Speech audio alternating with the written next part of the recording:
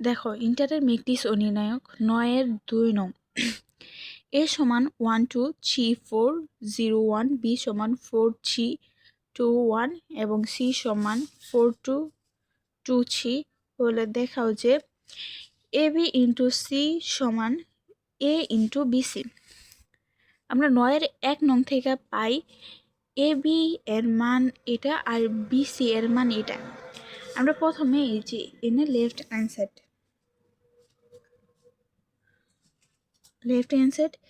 AB into C. AB এর মানটা আমরা এই 9 এর 1 নং থেকে পাইছি এবং সি ম্যাট্রিক্সের মান এটা। এখন আমরা গুণ করে দিব। আমরা জানি একটা ম্যাট্রিক্স গুণ করা যায় একটা ম্যাট্রিক্সের সারি এবং দ্বিতীয় ম্যাট্রিক্সের কলাম সংখ্যা সমান হলে। এই ম্যাট্রিক্সের সারি সংখ্যা এই ম্যাট্রিক্সের কলাম সংখ্যা সমান, সেহেতু এটা গুণ করা যাবে। এখন দেখো প্রথমে আমরা এই কলামটা লিখে নিব 8 2 ইন্টু এই 1 দিয়ে গুণ হবে 1 1 1 প্লাস হবে এই কলামটার সাথে এই 2 গুণ হবে। এই কলামটা প্রথমে লিখে নিলাম, গুণ হবে এই 2। আবার একটু স্পেস রাখা এখানে আবার এই কলামটা লিখবো 20 2 গুণ হবে এই কলামের এই 2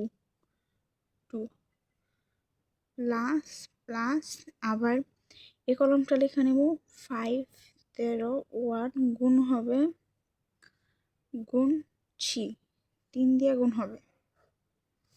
এখন আমরা গুণ করে দিব 8 কে 8 5 দুগুণে 10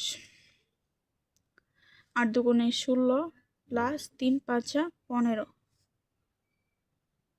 20 কে 20 প্লাস 13 দুগুণে 26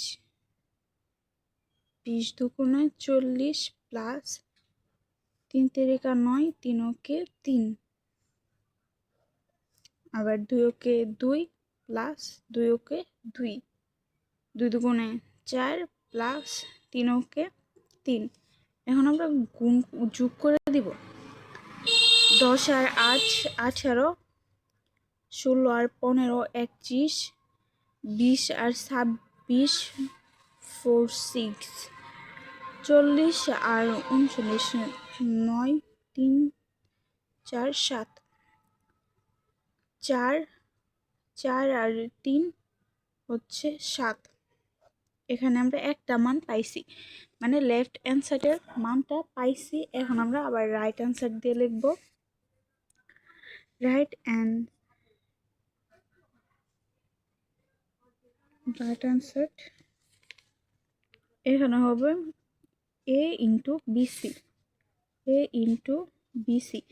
বিসি এর মান 9 এর 1 থেকে পাইছি আর এ ম্যাট্রিক্সের মান হচ্ছে 1 2 3 4 0 1 ইন্টু এখানে বিসি এর মানটা যে আমরা পাইছি, মানে 9 এর 1 থেকে যে বিসি এর মানটা পাইছি সেটা বসাই দিব।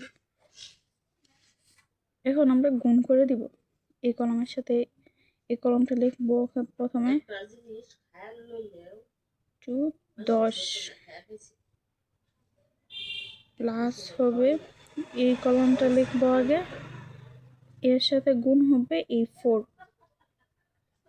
একটু স্পেস রেখে আবার এই কলামটা লিখবো, গুণ হবে এই 17 প্লাস আবার এই কলামটা লিখবো 2 4 1 গুণ হবে 7। এখন আমরা গুণ করে দিব 10 কে 10 প্লাস 4 দুগুণে 8 17 কে 17 প্লাস 4 7 দুগুণে 14 3 10 30 প্লাস 4 4 16 3 7 21 এক হাতে রইল 2 3 কে 3 আর 2 5 প্লাস 7 4 7 28 0 প্লাস 4 কে 4 এখানেও 0 7 0 0 প্লাস 7 কে 7 এখানে গুণ যোগ করে দিলে হবে 18, 10 আর 8 18, 17 আর 14 31, 31 30 আর 16 46, 51 আর 28 হচ্ছে 79, 4 আর এখানে হচ্ছে 7। সুতরাং left hand side equal to right hand side, sweet.